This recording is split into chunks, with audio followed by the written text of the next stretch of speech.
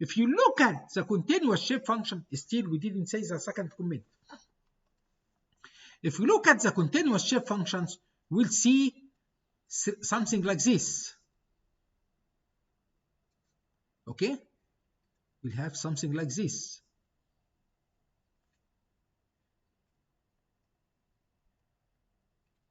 As I said, we can interpret this one equivalent to triangle load like this together with parabolic load like this. So if this triangle load in this direction, so this parabolic load will come like this one. You can do that.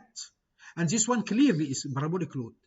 And this one is the same. It is triangle load plus parabolic load in opposite direction. Okay, you can interpret this as loading, and you can treat it in mechanics to check equilibrium, to do anything. Is the same in structural engineering or in mechanics or something like that. The second thing, we were able to write epsilon, sorry. We were able to write ui at eta, or u alpha, let us do it u alpha. U alpha at eta equal to phi of eta I times ui, the nodal value, alpha. This is the displacement at any point inside the element. At any point here, eta, and this is eta, inside the element, you can interpret it into the shape function. So we can differentiate this. So we can write epsilon alpha beta at eta equal to the derivative of u alpha at eta times the derivative with respect to x beta of x, right? So this one equal to du alpha of eta by d eta times dx beta. So sorry, this is the chain rule actually, times d eta by dx beta of x, right? We can do that. We can do that. And this one we can substitute from here. So that means here this is equal to, of course there is a summation here over I. Okay, so we have a summation over I here. We differentiate, instead of u alpha of eta, we'll differentiate the shape function. So we'll differentiate the shape function phi I of eta by d eta times ui alpha.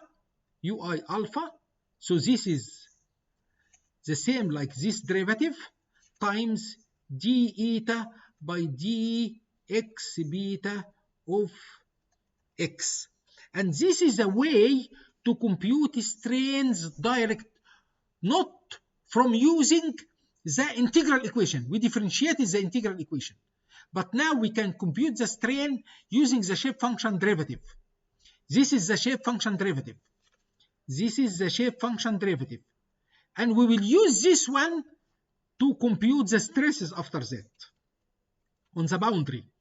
And we will be able to compute the missing component for the stresses instead of using the hypersingular equation.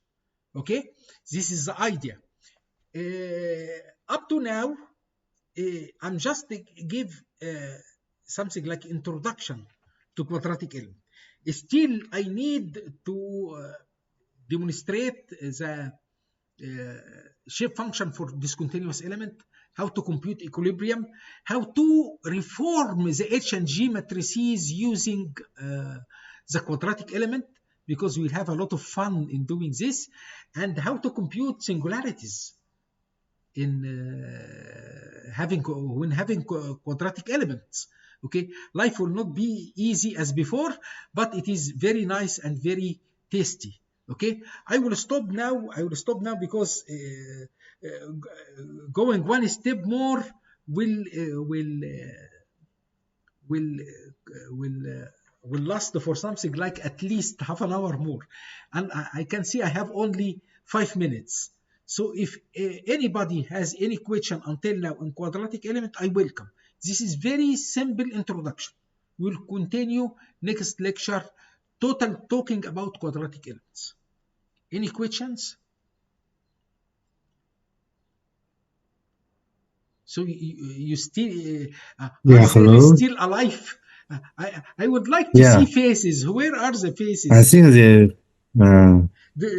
are they still alive or like not?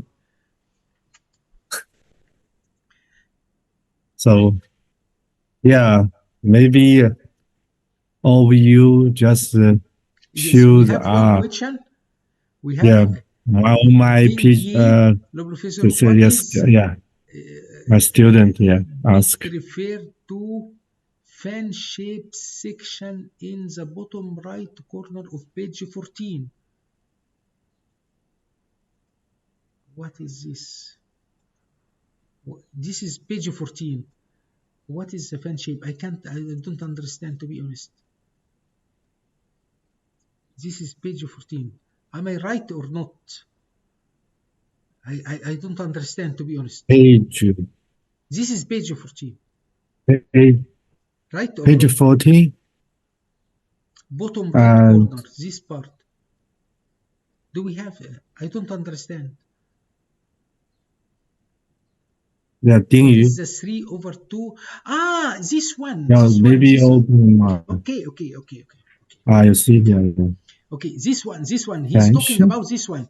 When we have parabola, when we have, for example, when we have triangle load, maybe because the background is mathematics, is not mechanics. When we have triangle load, we have the resultant here, which is equal 1/2. For example, if this one is B and this one is T, so the resultant is equal 1/2 B times T, and it is applied at a point equal to 1/3 B.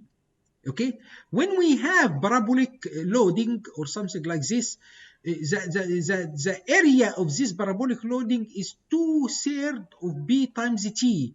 If this one is B, this one is T.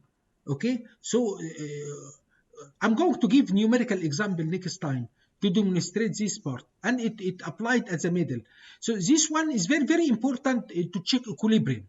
This one is very important to check equilibrium in plate bending, in elasticity, in micropolar elasticity, or something like that. Okay, so actually this one is the area of the parabola, and you can prove it using integration. You can prove it using integration. Okay, I hope I answered the question.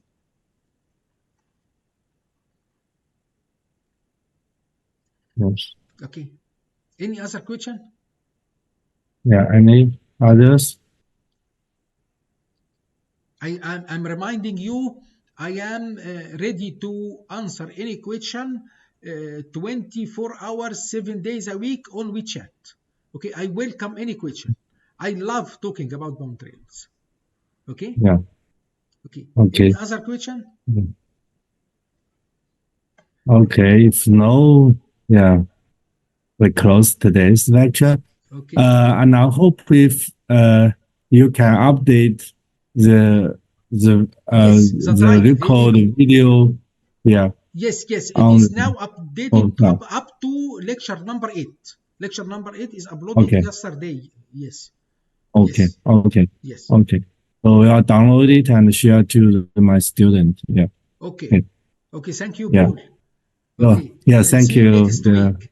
Bye, everybody. Yes. Bye. See you next week. Yeah.